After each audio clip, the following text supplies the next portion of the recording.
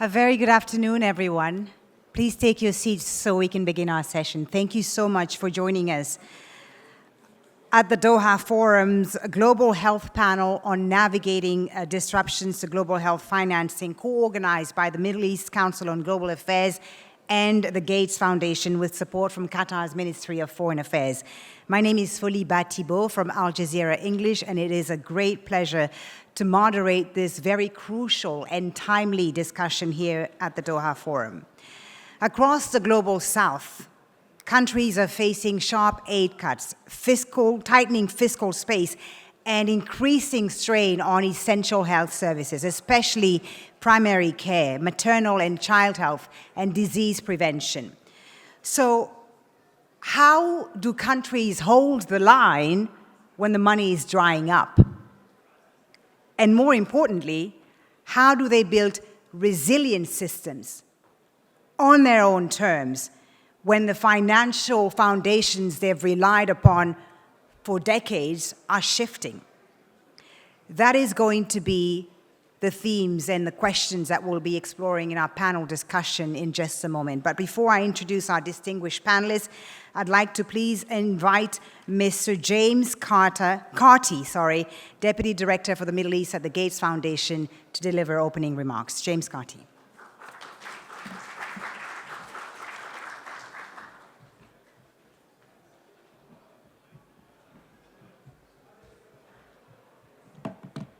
Thank you, Folie, for the kind introduction, and thank you all for taking the time to attend this important panel on global health partnerships in a challenging landscape for funding. Many thanks also to the Doha Forum for hosting this panel, alongside our partners at the Middle East Council on Global Affairs, and to our distinguished panelists for taking part. It is undeniably a challenging moment for global health. Public finances are under strain in the global north and global south alike, and the latest data shows that global health funding has now fallen to its lowest level in 15 years. As a result, more children are likely to die of preventable diseases this year than last, the first reversal of this hard-won progress in the 21st century. This is more than a sobering statistic. It represents real children and families who will be impacted by decisions made far from their homes. And yet, even in this incredibly difficult context, we remain optimistic. This optimism is grounded in reality. The last 25 years show that we can achieve remarkable progress, with child mortality falling from more than 10 million annual deaths in 2000 to 4.6 million today. That's more than half.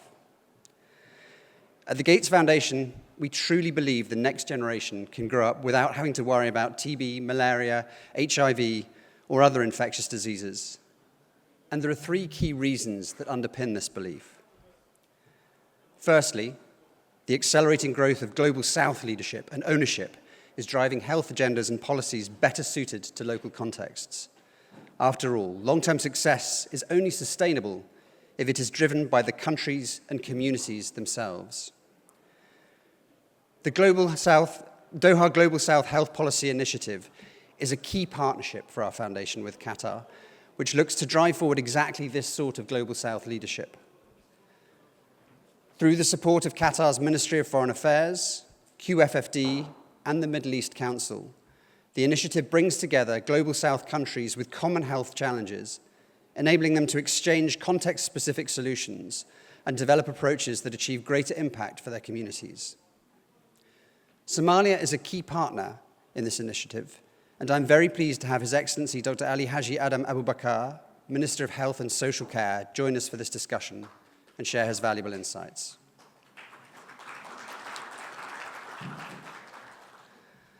The second reason is the Gates Foundation's belief that people are incredible problem solvers, capable of creating transformative solutions for even the most daunting of challenges. It is only through innovation, investment, and collective efforts that we have been able to reduce child mortality by half in the last 25 years. And with catalytic funding and research-led innovations, including new vaccines, novel treatments, and the power of AI, the potential for progress has never been greater. Philanthropies can play a key role in helping bring these innovations forward. A great example of this is our recent work with the Dangote Foundation in July to strengthen immunizations in Chad.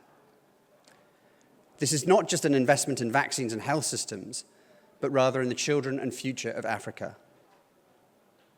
Finally, as evidenced by our partners here today, there is immense promise in government partners, international organizations, and funders working together and showing up collectively. A meaningful example of this form of partnership will be signed later today. Our foundation is excited to launch with QFFD a new bilateral 5-year partnership to jointly invest in global health and development, driven by the efforts of Fahad Al-Salati, Director General of QFFD. This partnership will also reaffirm our joint support for key mechanisms, including Gavi, the Global Fund, and the Afghanistan Polio Legacy Challenge, which is supported by the WHO. Thank you, Dr. Hanan, for your unwavering support. Our new partnership will also help drive tangible impact from the Doha Initiative. QFFD and the Gates Foundation are now working with Somalia's Ministry of Health to co-design and co-invest in essential health services for communities that are hard to reach.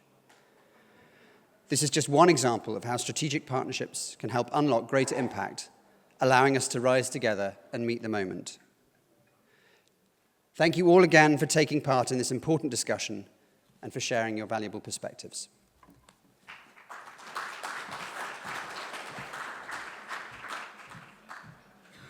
Thank you, James Carty, Deputy Director for the Middle East for the Gates Foundation, for setting the stage so perfectly for our panel discussion. Thank you, Minister, for joining us on stage. His Excellency Ali Haj Adam, Minister of Health and Social Care of the Federal Republic of Somalia, who is going to be one of our main panelists. Also joining us, Dr. Hanan Balki, Regional Director for the World Health Organization's Regional Office for Eastern Mediterranean. Please join us on stage, Dr. Balki. And Ms. Zuwaira Yusufu, CEO of the Dangote Foundation. Please join us on stage.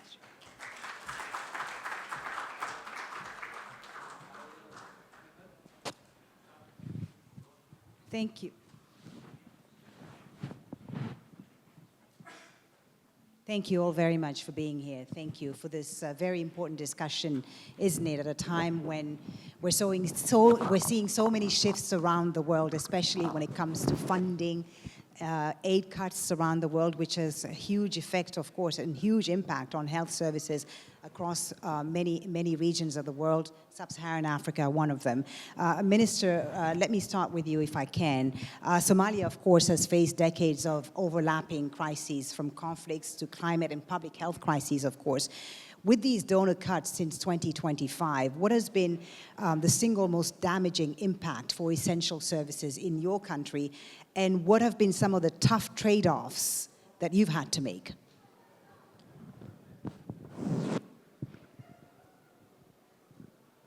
Thank you. Thank you very much and for inviting us to participate in this panel discussion. Somalia's journey from prolonged fragility toward recovery has taught us that resiliency begins with sovereign leadership of our health agenda. And our approach is built on 2 pillars: institutionalizing country-led coordination. We have established the Somalia Health Sector Coordination Committee, which is the mandatory decision-making body where all external partners, UN agencies, international NGOs, bilateral donors align their health programming with our National Transformation Plan and our Health Sector Strategic Plan 3. No health project will achieve its maximum impact if it lacks governmental role and not implemented in Somalia as it is not aligned by the government-led priorities. This has drastically reduced fragmentation and forced shift from dozens of parallel donor-driven projects to bullet prioritized national efforts. Second, the one plan, one budget framework, we have moved from off-budget externally executed projects to increasing on-budget support for our essential package of health services through instruments like the Somalia Health Sector Bullet Fund managed by the World Bank.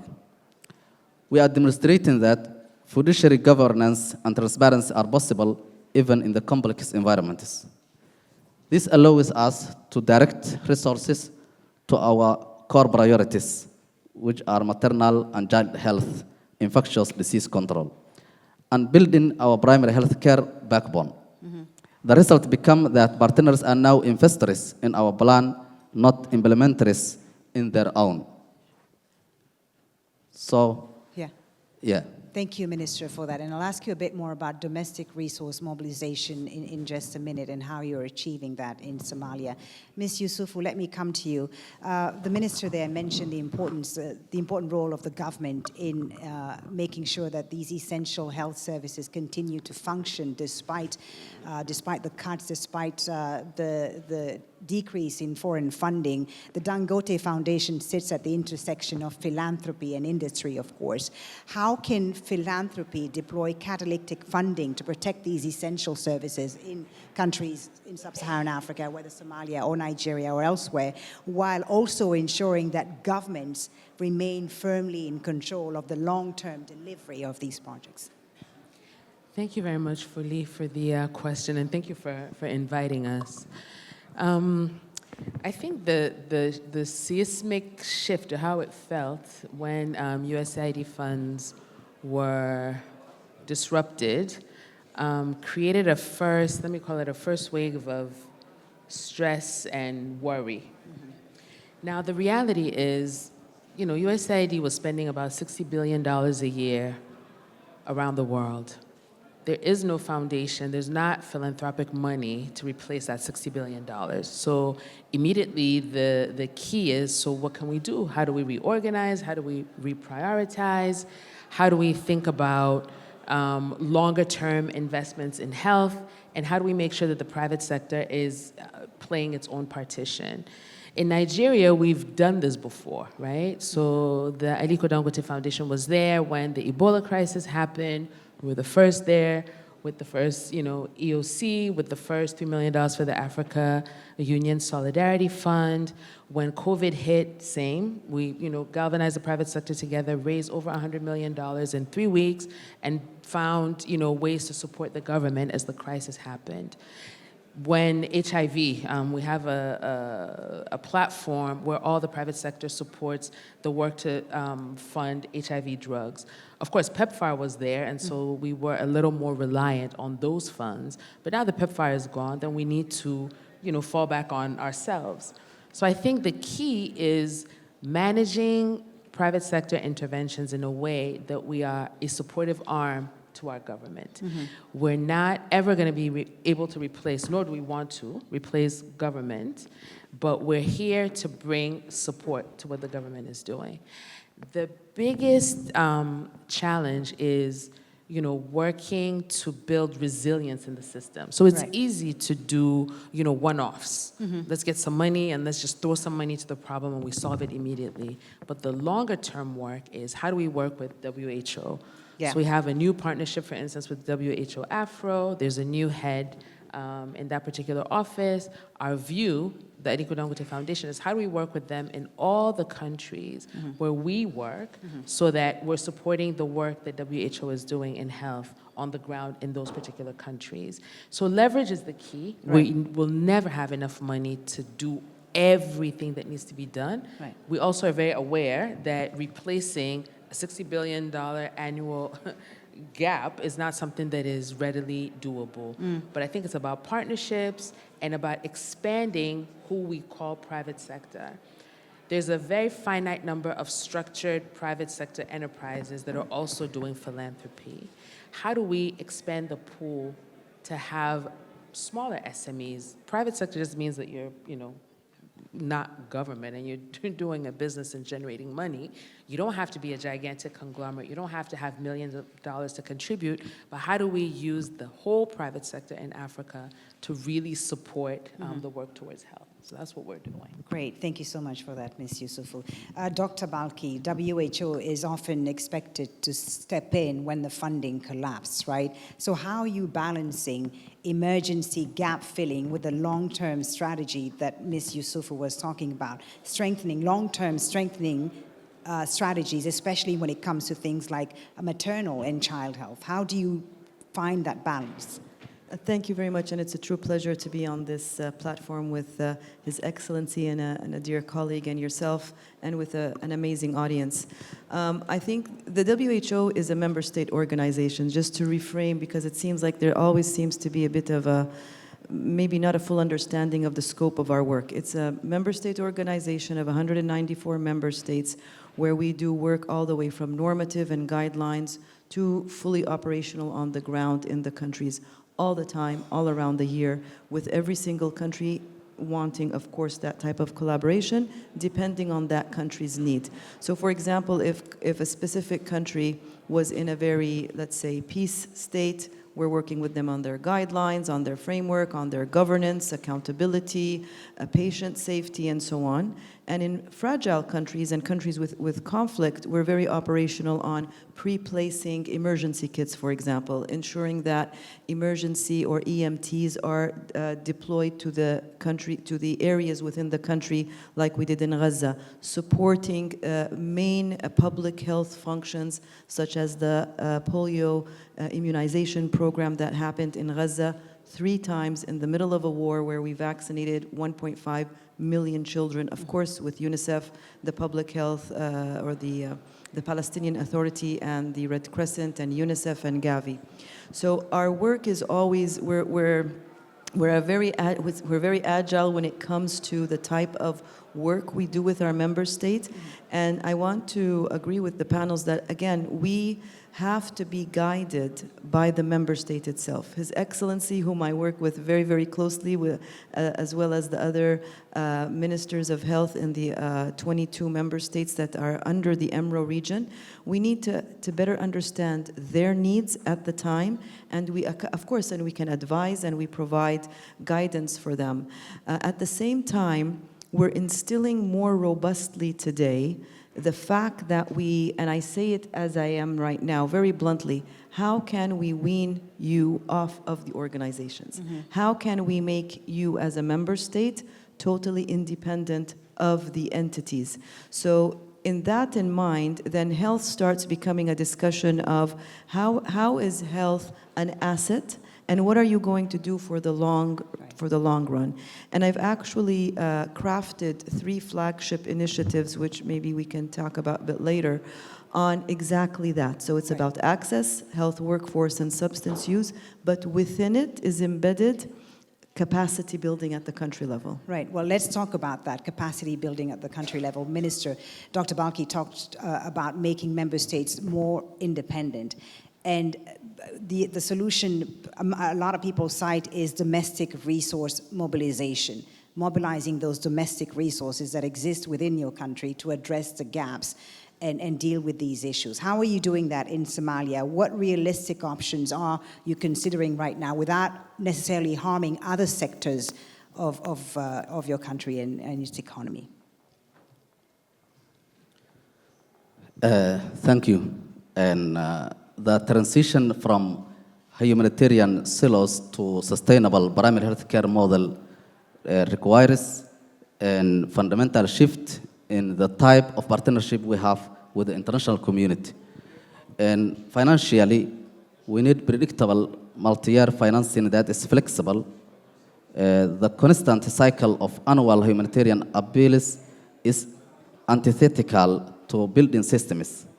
We need commitments for 5 to 7 years windows to hire and train community health workers and equip facilities and manage supply chains. Specifically, we advocate for increased direct budget or expanded bullet funding mechanisms that we co-manage. This builds our own financial management capacity and reduces transaction costs. And technically, we require capacity investment, no substitution. We need partners to move from implementing for us to strengthening our systems with us. This means deep embedded technical assistance in areas like domestic revenue mobilization for health information systems, and procurement. For example, safeguarding maternal health requires functional routine immunization system. a network of skilled birth attendants. These are system functions, not standalone projects. Politically, we need champions for the grand bargain in our context. We call on our partners to truly localize their support by trusting our governance structures, accepting higher levels of risk to build our capacity, and advocating with their capitalists for the long-term investments that prevent crisis. The most powerful support is political will to fund transition, not just emergency relief. So, in the context of fragility in Somalia, as country recovering from prolonged crisis, and also financial constraints, which, where the government has a lot of other obligations, the health sector in Somalia is suffering nowadays, and especially in this critical time that external aid decreased extensively. So we are ready to work with all our partners, with all public, private, international, and local partners to secure the health service not disrupted by this critical time. Ms. Yusufu, can you perhaps add a bit more to that and the work that the Dangote Foundation has been doing, and share some of the concrete examples that show how private partners can strengthen the country ownership that we've been talking about, instead of creating parallel systems, but also making sure that we shift that financing power towards African institutions for countries like Somalia for primary health care? So the key is empowering and supporting the local system. I think the idea of setting up a separate parallel system that's now controlled by the money that you put in just doesn't make sense. Right. And we've seen the limits of that in certain instances. The way that we work is directly hand in hand with the government. So when we're working on a maternal and child program, if we're working on, let me give you a really concrete example. We work on malnutrition in Nigeria. Severe and acute malnutrition is a problem for us in some states in northern Nigeria. And we have a program called ADFIN where we identify the children that are sick, get them treated in the hospital, the ones who are really sick, treat them in the hospital with RUTF. We have our own RUTF factory. But then the real work is how do we prevent children from sliding into severe and acute malnutrition in the first place? Because RUTF is just a Band-Aid solution, right? Just to prevent the child from dying. RUTF meaning ready-to-use therapeutic food. So we have been in the community, with the state authorities, identifying the families that are the most vulnerable. We've now deployed a network of volunteers called CROWN, Community Reoriented Women's Network. And that network are women that were trained during the height of the polio crisis, where we had to go house to house to train, to give the polio vaccine to families. In some areas of northern Nigeria, men can't enter houses, so the health workers had to be women. Now, polio's over, but those women still have a foundation of education and training around health. So what if we got them to do other things in the community for us? Identify the children that are malnourished, make sure that you bring support to those particular families, make sure that women are doing their antenatal and prenatal care. All the behavior change communications work that we need to be done is now done through that network of volunteers. That's what we call strengthening the system. How do we support those women volunteers? We don't pay them because we couldn't, right? Imagine if we had a network of thousands and thousands of volunteers, how do we have all these people on our payroll? We need them to be self-sufficient. So how do we support them is by enabling their business activities to thrive. Right. So supporting those cooperatives of women to enable them do the volunteering that we need them to do.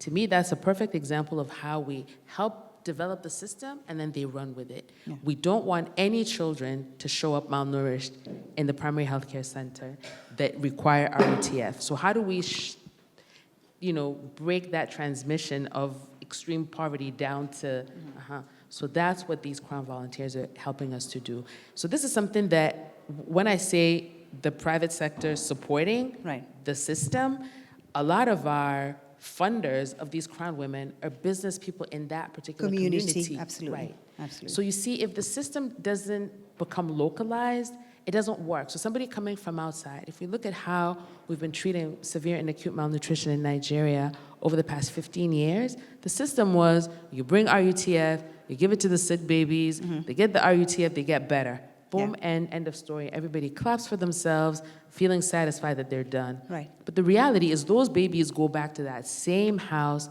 that produced that extreme level of poverty and hunger. Right. So all that happens is this, we just recycle the same kids and the same families Right. back. Dr. Balki, on that, on the importance of the system, the need for the system to be localized, it's quite crucial, isn't it? Absolutely, and I think it's the complementarity that you have on the stage is amazing, because as the two speakers ahead of me, I'm thinking about the role of the WHO. And the role of the WHO can be very much put in those examples under regulation and accountability. But I think So what are underneath- some of the policy frameworks that the Yeah, WHO and puts forward? yeah. So the frameworks, of course, we have a lot of frameworks. A lot.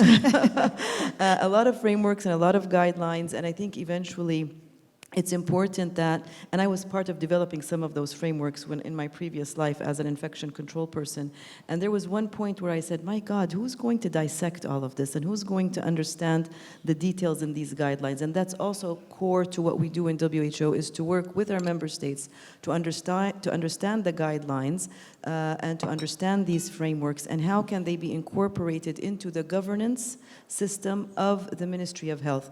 And I want to give just a few examples to expand on this a little bit. You have the UHC framework, for example. So in EMRO, we have a lot of fragile countries. So we created a minimum even package for countries in fragile situations and in conflict, so that they don't have to feel that, my God, the gold standard is so far reached. You know, I cannot get to that level of perfection. So what is the basics of the basics that we need to put as, and move things forward in a stepwise position? The other thing is that when you look at the member states, and the health provision is usually provided by the Ministry of Health, which is our interlocutor mainly, and that's only 30%. The rest of the community might be served by some entity outside of the Ministry of Health. So how are we going to reshape the governance of the health sector? Because why is that? That's important because when it comes to equity and standard of care and quality of healthcare provision. And when we come to the quality of healthcare provision, the WHO plays a crucial role. First of all, we're doing a lot of work and strengthening it even more on the national regulatory authorities. If you want to talk about products, medical equipment, medical devices, anything that you're using tools with the patient, they have to be of good quality and affordable. Right. And the national regulatory authorities can do that, and it's the WHO that certifies the maturity level of the regulatory authorities. Another good example is patient safety and infection control standards. Talk about morbidity and mortality. Why are patients dying? Why are women? We have 6 or 7 member states in my region that have among the highest maternal mortality rates. 3 digits, 400 per 100,000 births, 500 deaths per 100,000 lives. That's a lot. Right. And I think we need to understand how can we start working with the health sector in general Right. to ensure the health workforce and the quality even of certification of the health workforce. And so what is the WHO doing then to strengthen the knowledge sharing, the Global South knowledge sharing? Because, you know, you talk about a national level, but Yes. how do we bring all Together. of this together? Yes, and we do that through several ways. One of the ways that we do that is that we have something called WHO Collaborating Centers, and I was the head of one for about 10 years.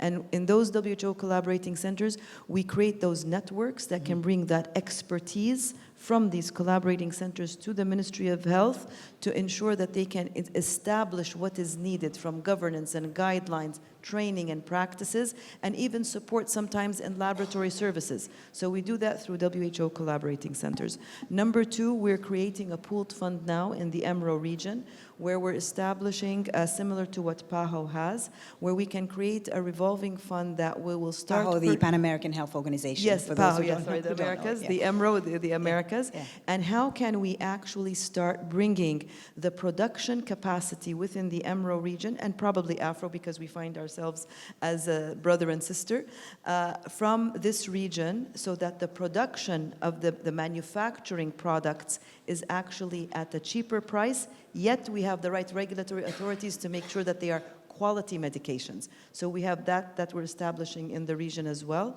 And we're also creating a better, again, strategizing. We want to look for the long run. We don't want to just Yeah. look at the tip of our toes anymore. We want to look, what are we doing for the next 5, 10, 20 years ahead of time? That's why I'm putting so much efforts in establishing the national regulatory authorities, because they will be the guardian of local production.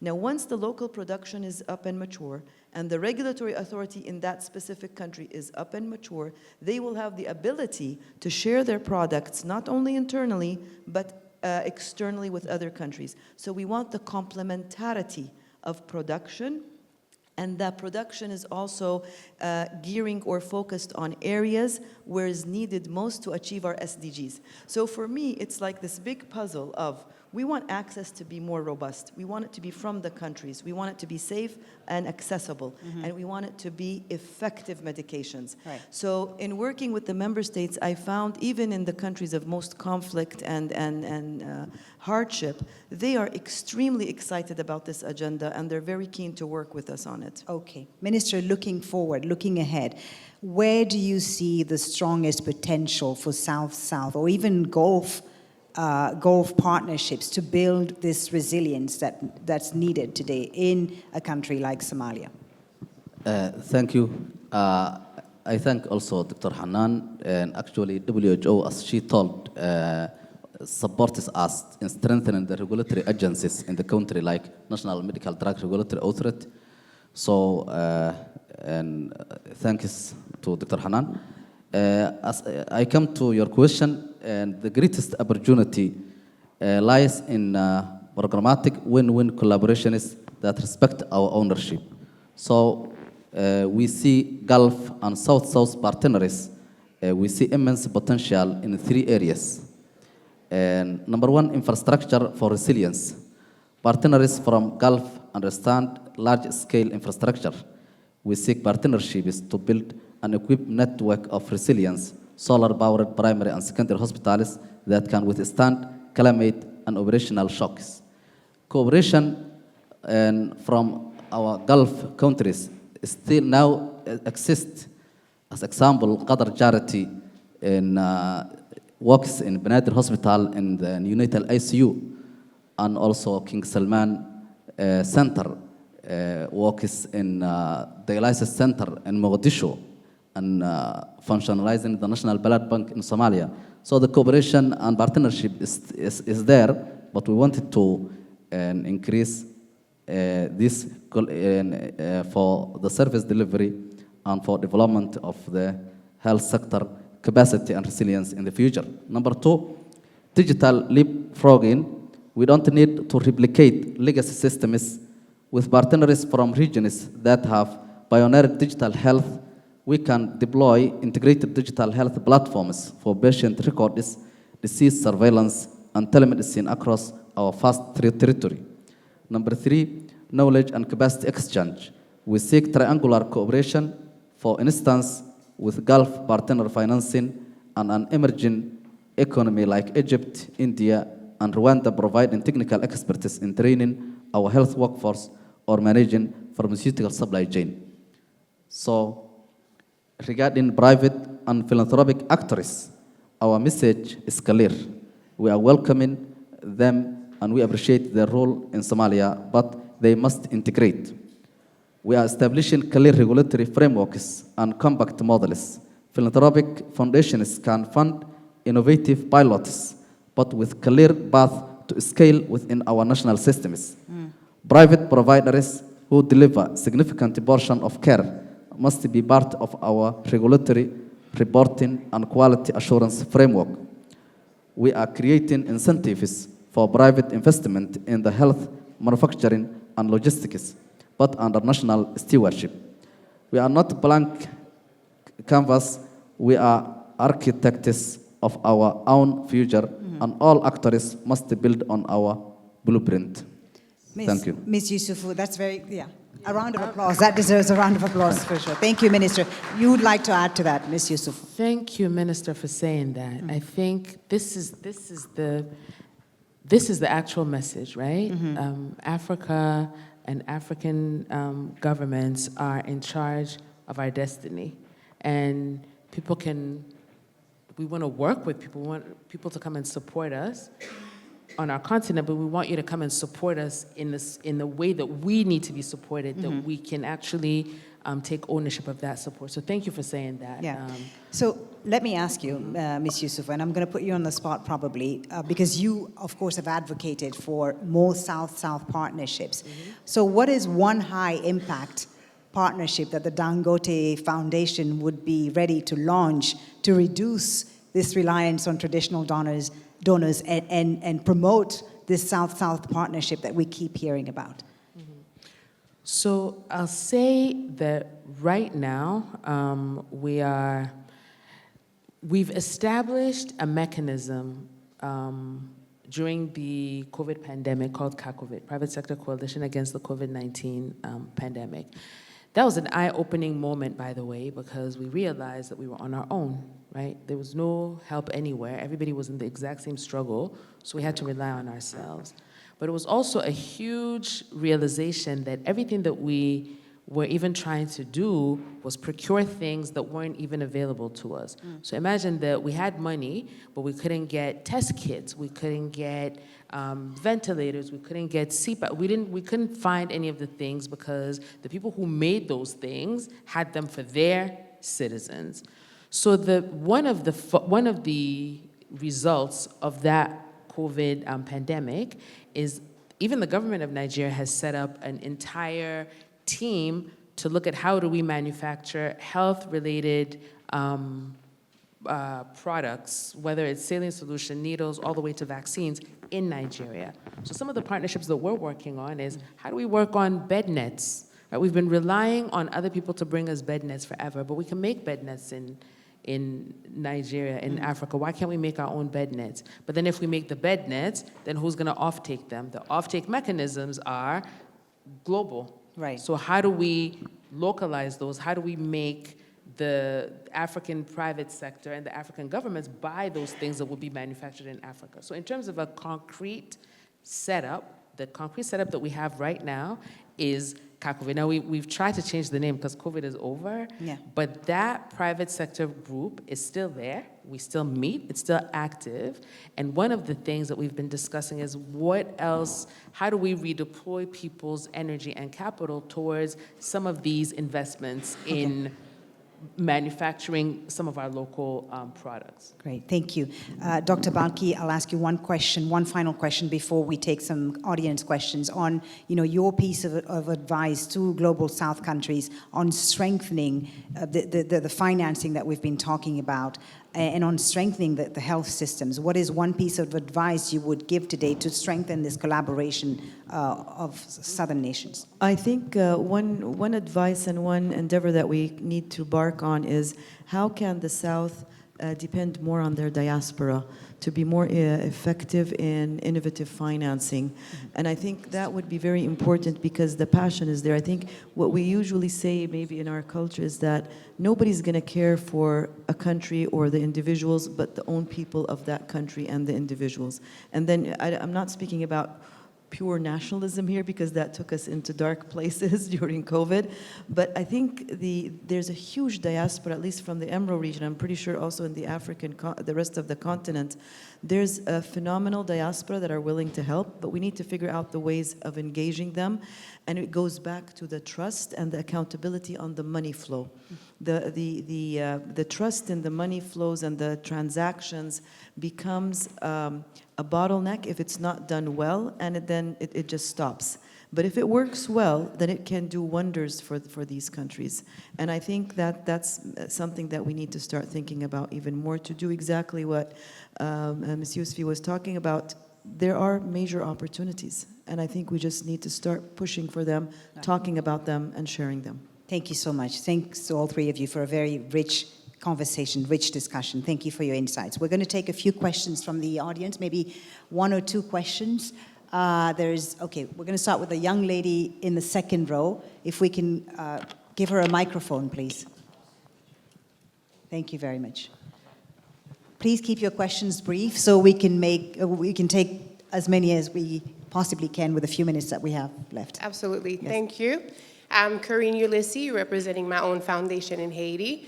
I wanted to know, are there realistic opportunities for private healthcare and foundations in developing countries, in crisis countries, for partnerships? Because we do have an unstable political climate where we cannot rely on our ministers. So what realistic opportunities are there for those of us underground who are doing what we're supposed to be doing? So are there realistic partnerships for A us? very interesting question. Perhaps Dr. Balki, when the political climate is not conducive and there are actors on the ground who are ready to address the health challenges, how do they deal with that? Yeah, that's a great question. Of course, we're doing a lot more on that, and there's great examples in Gaza or Palestine, a lot also in Afghanistan and in Sudan. Of course, we get a lot of those questions all the time because people want to, many of the times, channel work through the WHO. Unfortunately, we have a very tough bureaucracy in dealing with the private sector, but we're getting better. So that's one part. And there are other major NGOs that work on the ground. The other thing that is important is that, I'll give the example of Sudan and maybe of OPT as well, in Gaza. A lot of these people are displaced outside of those countries. So the help that can be provided does not necessarily need to be in the actual ground of conflict, but 19 million displaced Sudanese in 5 different countries. So the opportunities are huge, and there's lots of opportunities with WHO and with others as well. Great, thank you. Gentleman in the first row, yeah. Thank you, panel, for your insights. My name is Don. I'm representing a company called Serendip Assets. We're an environmental project developer based in Sri Lanka. If I may look at this topic of global health funding from a different perspective, that being the link between the climate crisis and global health funding and adverse health impacts, are you seeing increasing financing flows towards projects or programs that are interdisciplinary, both addressing health outcomes but also the climate crisis? And if not, what do you think foundations, governments, or the World Health Organization ought to be doing towards addressing this impact? I think that's for you, Dr. Balki. So this is a difficult question and an important one, because I think the attention that was brought around the climate impact, for some reason I don't like to call it climate change, because I think the climate has been evolving as we go along in the decades of Earth and the universe. But I think that we need to be much more smarter about the impact of climate. Scarcity of water and heat are extremely important. The Eastern Mediterranean region has the highest average rise in temperature, by the way. And so it's a huge challenge for us in this region. I think that there's a lot more that can be done in this space, specifically thinking about making the health sector more resilient in face of these issues, but also what the WHO is doing, and it can tap into the funding for the climate funding avenues, is we're working really now on something called Healthier Cities, and which includes a large number of KPIs and indicators to make sure that the environment where humans and animals and plants live is healthier, and it really pushes the governments in its holistic manner to improve the environment of the individuals. Within that, the environment, the clean water, air, the greenery, and all of that becomes very, very critical. So there are opportunities. I think in WHO we do believe that we're not doing enough in that. Thank you so much, Dr. Balki. Another question perhaps to the minister from Somalia. Yes, gentleman in the first row, please. Thank you so much. Or to Ms. Yusufu, of course, also. Not for the Minister of Health, but in general. Okay. Sometimes we hear the issues of performance compliance. Performance compliance. Yeah, when it comes to access of funding on donors. So are the countries forced to do so? How we redesign this accountability in order for strengthening of the sovereignty, for strengthening of institutionalized, and do you think that such scenario is sometimes weakening the government to come up on the track when it comes to the system building? I hope you, Dr. Hanan and WHO, I think, may can. Can you repeat the question? Can you repeat the question for me, please? Yes. And maybe shorten it a little bit. Just get straight to the question. Yeah, my question is, there is an obligation issue that sometimes countries are bound into it, which is accountability issues. Is this strengthening or weakening? How we redesign this scenario in order to strengthen the government to take the lead and own in the healthcare programs? I understand. Accountability, Yeah, yeah. accountability. I think what you're talking about is where the funding is usually coming to the organizations, and you prefer that the funding goes to the government, correct? And how can we make the donors? It's about trust, I think. Again, it's about trust and implementation. One good step towards reaching the goal that you're talking about, and I believe that you are actually true on that. There needs to be more of that. And again, this is what I say to the member states when I visit them: how can we wean you off of us? We want to be out of the picture and the government's more into the picture. And one of the ways that I see it is when we get donations as WHO, we would like to ask for more funding and more money to make sure that we can continue to support. We don't get that because the implementation is not well. The implementation on the ground is not just WHO or UNICEF or Gavi. It is what we do with the government. And I have spoken very clearly to my ministers and to the governments that we work with. The better we implement the donors' money and the more correctly we implement it, and timely implementation, the more trust it is in WHO and in the government, and eventually in the government itself to get the funding. But when there's always problems in the donation and implementing those funds, and there's always a question mark, and then is it us not performing well, the government not performing well, the partners not performing well, the donors start shrinking away. And that is very, very crucial. And I think all of the NGOs and the entities here would really understand this very well. Right. So that's, I think, one of the most critical ways of gaining trust from the donors to get more funding and implement, and for the governments to be in charge. Ms. Yusufu, your thoughts on that, on this trust that needs to be built and established between the different actors, not just the governments and the donors, but also the private sector and all that. How do you make sure it's all well glued and you know, that trust exists? So that's a constant battle, right? It's a constant battle when, you know, does the government trust the private sector? Does the private sector trust the government? How do we make sure that the NGOs that are getting the funds are really doing what they're supposed to do and not just buying big SUVs and wasting the money? How do we make sure that, you know, when I'll give you a very quick example, the HIV crisis, right? So people, there's the medicine that you need to get for the antiretroviral drugs, but then the whole system to get those drugs to the needy people is a whole system that's not necessarily the best, and that's very expensive. So how do we reduce our reliance on external funds and focus on, well, how much is the actual drug? And then let the government get that money to their people, as opposed to putting NGOs in between that are connected to the people giving you the money.